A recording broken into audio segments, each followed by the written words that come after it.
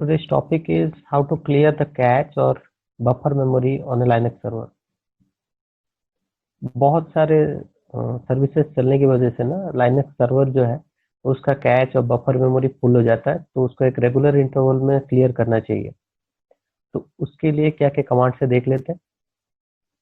एक तो है कि आप ये जो ड्रॉप कैच वाला फाइल है, इसके अंदर अगर नंबर 3 राइट कर दोगे तो 3 चीजें क्लियर हो जाएंगी। एक तो पेज कैच और दूसरा है डी एंट्रीज और आई नोट्स, यानी तीनों के तीनों क्लियर हो जाएंगे। अगर आप चाहते हो नहीं मैं बस आई नोट्स और डी एंट्रीज को क्लियर करूं, तो आप उसी फाइल में वैल्यू 2 राइट कर दो, सो दैट उससे क्या होगा, सिर्फ ये 2 ही डिलीट होगा।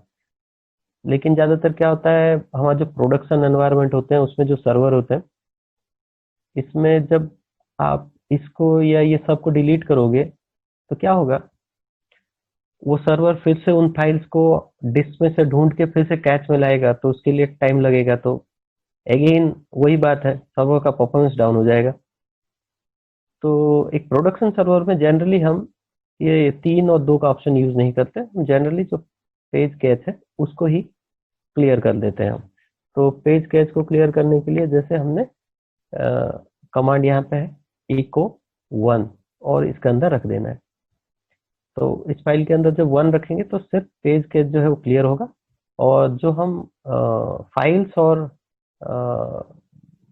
एक्सेस कर रहे हैं उनका आई नोड या उसके डी एंट्रीज क्लियर नहीं होंगे, सो दैट उन्हीं फाइल्स को एक्सेस करने के लिए फिर से हमारे डिस्क के पास जाना नहीं पड़ेगा। अच्छा, तो पहले जान लेते हैं ये डी एंट्रीज और आई नोड्स क्या होता है। अच्छा, एक पहले तो एक देखते हैं, जब भी हम एक फाइल मान लो मेरे पास एक फाइल है, तो ls-i करते हैं और 2.txt करते हैं, तो इससे क्या होता है अब देख लो। इसका एक आई नोड नंबर दिखा रहा है, अगर आप पूरा डिस्क्रिप्शन देखना चाहते हो तो एल लगा लो। सो ये पूरा डिस्क्रिप्शन के साथ साथ इसका आई नोड नंबर भी दिखा रहा है। Okay, this is the inode number. Okay, so अगर एक डायरेक्टरी का देखना हो तब भी सही है। हम अगर डायरेक्टरी का देखना चाहते हैं तो चलो देख लेते हैं। तो ये है इसका आई नोड नंबर, यानी एक डायरेक्टरी हो या एक फाइल हो उसका एक आई नोड नंबर रहता है। अच्छा, ये आई नोड नंबर क्या होता है, और हम यहाँ पे जो हमने देखा ना ये डी एंट्रीज क्या होता है, इसके बारे में थोड़ा पता कर लेते हैं। तो मैंने एक इमेज रखा हुआ है, सो लेट्स सी। अच्छा, तो देखिए हर एक फाइल का ना एक, जैसे हमने जाना कि एक आई नोड नंबर तो होता ही है, तो हर एक फाइल को एक डायरेक्टरी एंट्री या डी एंट्री से रिप्रेजेंट किया जाता है। तो ये जो ऑब्जेक्ट है या फिर डायरेक्टरी स्ट्रक्चर है, ये ऑपरेटिंग सिस्टम के द्वारा यूज की जाती है और एक फाइल को रिप्रेजेंट करने के लिए। तो उसका 2 भाग होता है। एक तो होता है उस फाइल का नाम, यानी डी एंट्री जो है उसमें 2 भाग होते हैं, एक तो फाइल का नाम, दूसरा है उसका आइडेंटिटी जो कि है आई नोड। सो ये आई नोड जो है ये पॉइंट करता है टू द आई नोड, यानी डी एंट्री जो है उसका वो पॉइंट करता है आई नोड को, और आई नोड के पास उस फाइल का लोकेशन और उसमें क्या कंटेंट है ये पूरा आई नोड के पास होता है। तो जब भी हम कोई फाइल को एक्सेस करते हैं, जैसे कोई भी एक प्रोसेस एक फाइल को एक्सेस करता है, तो वो पहले डी एंट्री को एक्सेस करता है और डी एंट्री के थ्रू आई नोड के पास पहुंचता है, और आई नोड के द्वारा डिस्क में जो सुपर ब्लॉक्स है यानी जो फाइल का कंटेंट है उसको एक्सेस कर लेता है। तो यहाँ पे हम एक काम कर सकते हैं, एक कमांड लगाते हैं df-i, और मेरा जो हार्ड डिस्क है वो /dev/sd ये है। तो मान लो एक पार्टीशन में ले लेता हूँ। ओके, ऐसे करके हम देख सकते हैं। देखो यहाँ पे पूरा जो जितना है ना, इतने आई नोड्स हैं इसमें, तो यूज्ड इतना है और फ्री इतना है। और मैं जब एक पार्टीशन के अंदर जाता हूँ, इतने आई नोड्स हैं, इसमें से इतने यूज हैं और इतने फ्री हैं। तो मतलब हम देख सकते हैं कि किसमें कितना आइनोड्स है और कितना फ्री है। अच्छा, चलो।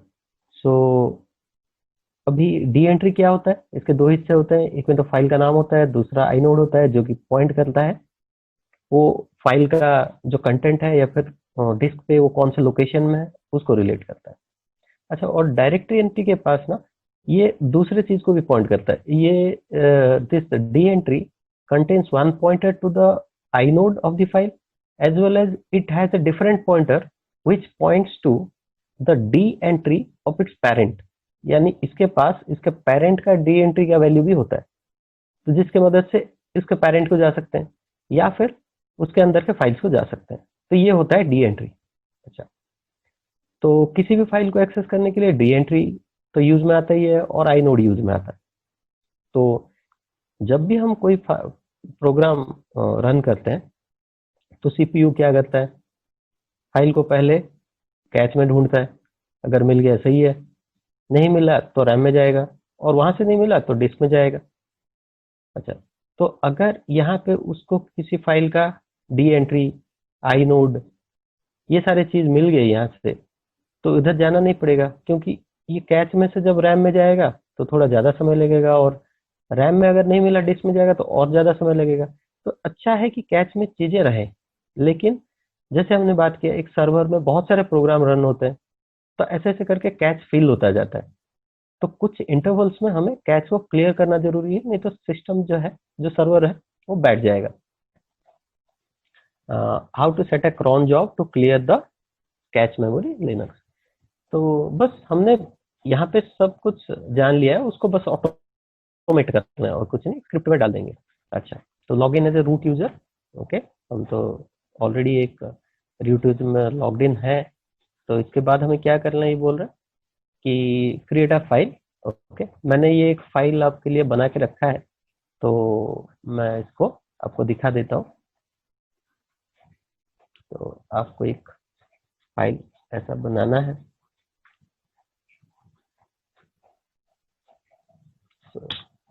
एक फाइल बनाना है, इसके अंदर ये ऊपर वाला कमेंट लाइन है बताने के लिए कि बिन बैश वाला फाइल है, तो एक सेल स्क्रिप्ट फाइल है और इसके अंदर मैंने सिंक रख दिया इको 1। जैसे मैंने बताया था प्रोडक्शन के लिए मैं 1 यूज करूंगा और ड्रॉप कैच में जाऊंगा और उसके बाद ये एक एक्स्ट्रा कमांड है, ये दोनों एक्स्ट्रा कमांड है। क्या है, हमारा स्वाप होता है ना, जो मैंने दिखाया था वहां पे, स्वाप जो होता है ये भी डिफरेंट प्रोग्राम जब चलता है तो उसका भी यूज होता है। तो उसको क्लियर करने के लिए ये कमांड है, एक बार स्वाप को ऑफ कर देंगे और इस बार एक बार फिर से स्वाप को ऑन कर देंगे तो वो स्वाप भी क्लियर हो जाएगा। तो पहले तो हमने 1 डाला तो इसमें से पेज केस जो है वो क्लियर हो जाएगा। यहाँ पे स्वाप ऑफ स्वाप ऑन कर दिया तो, तो फिर से स्वाप भी क्लियर हो जाएगा। ये सारे कमांड्स को जोड़ने के लिए हमने यहाँ पे एंड वाले ऑपरेटर यूज किए हैं। और फाइनली हमने एक प्रिंट स्टेटमेंट किया है सो दैट ये जब भी हम लॉग में जाएंगे ना, ये तो ऑटोमेटिकली एग्जीक्यूट होगा, पर जब हम उसके लॉग में जाएंगे तो हमें ये क्लियरली एक इको मिलेगा कि हाँ ये समय पे ये कैच और स्वैप क्लियर हो गया था। तो ये ऑप्शनल है, आप जोड़ सकते हो, ये आपके ऊपर है, आप जोड़ सकते हो, अदरवाइज आप इसको नहीं रखोगे तो चलेगा। पर ये है आपका पेज कैच क्लियर करने के लिए, ये स्वैप स्पेस ऑफ और ऑन तो स्वैप क्लियर हो जाएगा। तो जब भी उसको भी सेव कर देंगे। फाइन, अभी हमने वो स्क्रिप्ट बना लिया जो कि इस काम को करेगा। तो अगर आप सिर्फ यहाँ पे पेज कैच क्लियर करना चाहते हो तो ये यूज कर सकते हो जैसे हमने बात किया था। अगर आप स्वैप भी करना चाहते हो तो इसको आप यूज करो। तो हम तो ये कर चुके हैं। अभी जब आप करोगे ना, इस फाइल को एक परमिशन देना जरूरी है क्योंकि ऑटोमेटिकली जब एग्जीक्यूट होगा इसके पास ये परमिशन होना चाहिए। तो हम अभी क्या करते हैं, इसको राइट दे देते हैं। तो 775 मतलब ये जो रूट है फुल कंट्रोल में आएगा और बाकी दोनों इसको रीड एंड एग्जीक्यूट कर सकते हैं। ग्रुप और जो अदर है वो रीड और एग्जीक्यूट कर सकते हैं। ये भी हो गया। अभी हम क्या करेंगे, क्रॉन टैब फाइल में जाएंगे। तो क्रॉन टैब -e ऐसे करके एडिट करते हैं तो गया। अच्छा, मैंने क्या बताया था, हम मान लो एवरी डे एट 6:30 PM इसको शेड्यूल करना चाहते हैं। सो 6:30 तो 30 और उसके बाद 6 घंटा यानी 18 24 आवर्स फॉर्मेट में 18 हो जाएगा, तो 6:30 बजे। देन मैंने जो स्क्रिप्ट बनाया था ना स्लैश रूट के अंदर बनाया था, तो इसको मैंने पाथ दे दिया, तो इतना करके इसको एस्केप कलोन WQ। बाकी ये सब जो है सेकंड्स में आप देना है, वीकली कैसे करना है, ये तो cron tab का है। आप कैसे रेगुलर उसको इंटरवल में सेट करना चाहते हो, आप इसको कैसे शेड्यूल करना चाहते हो। नाउ मैं चाहता हूँ कि हर एक दिन इवनिंग 6:30 को ये रन हो जाए, ये पर्टिकुलर स्क्रिप्ट। तो WQ और मैं फिलहाल अभी जो कर रहा हूँ ना, तो ये लगभग मुझे 21:30 दिखा रहा है। तो एक काम करते हैं, इसको मैं इसको सेट में डाल देता हूँ और हम इसको चेक भी कर लेते हैं। तो 21 और यहाँ पे 31 है, इसको मैं 34 कर देता हूँ, ठीक है। सो 2 मिनट के बाद ये अपने आप एग्जीक्यूट होगा। तो W और Q कर देता हूँ, राइट। तो एंटर हो गया। तो वो बोल रहा है इंस्टॉलिंग न्यू cron tab, हो गया अपने आप। अच्छा, नाउ अगर मैं यहाँ पे देखना चाहता हूँ मेरा cron क्या है, तो मैंने L करने से मुझे दिखाई देगा कि आपने ये चीज शेड्यूल की है। अच्छा, अभी फिलहाल मैं इसको देख लेता हूँ थोड़ा कि मेरा स्टेटस क्या है। मेरा फिलहाल तो कैच जो है वो 651 दिखा रहा है, राइट। अच्छा चलो, अभी यहाँ पे क्या करना है, अगर आपका कभी भी ये सर्विस स्टार्ट नहीं हुआ हो, cron वाला सर्विस अगर पहले से कभी स्टार्ट नहीं हुआ हो या फिर चल भी रहा है, तो आप उसको रीस्टार्ट कर सकते हो। तो cron D service system CTL ये कर सकते हो। तो अगर आपका चल रहा है तो ठीक है, अदरवाइज एंश्योर करने के लिए उसको रिस्टार्ट कर दो। अभी वेरीफाई के लिए मैंने बताया, स्टेटस तो हमने देख लिया है। अभी ये क्या बता रहा है, यहाँ पे अगर मैं चाहता तो इसको मैनुअल भी एग्जीक्यूट करके आपको दिखा सकता था, यानी ./सेल स्क्रिप्ट की तरह ये रन हो जाता, ठीक है। पर हमने इसको क्या किया हुआ है, ऑलरेडी शेड्यूल किया हुआ है, तो इंतजार कर लेंगे और 1 मिनट। तो 1 मिनट इंतजार करने के बाद ये आएगा कहाँ पे। अच्छा, एक पर्टिकुलर फाइल है जिसमें ये आता है, तो हमें थोड़ा और 1 मिनट इंतजार करना होगा। पर let me show you that file also.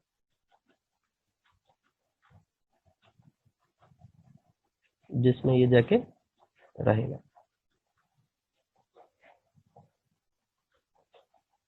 देखो ये जो फाइल है ना, इसमें ये जाके रहेगा। तो इसी बीच में आपको इसको दिखा देता हूँ क्या इसका स्टेटस है। देखो मैंने इसको आपके लिए जब बनाया था ना, तो देख रहे थे आप 640 को ही एक बार एग्जीक्यूट हो चुका है। अभी हम देखेंगे कि 934 का एग्जीक्यूट होगा या नहीं होगा। तो इसको चला लेते हैं। ओके, ये देखो इसने बोला you have a new mail.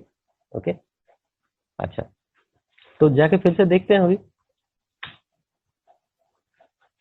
देखो 934 को एग्जीक्यूट हुआ और हमने जो कमेंट दिया था ना, रैम कैच स्वैप क्लियर, ये क्लियर हो गया, ठीक है। तो ठीक है, अभी इसको एच करके देख लेते हैं।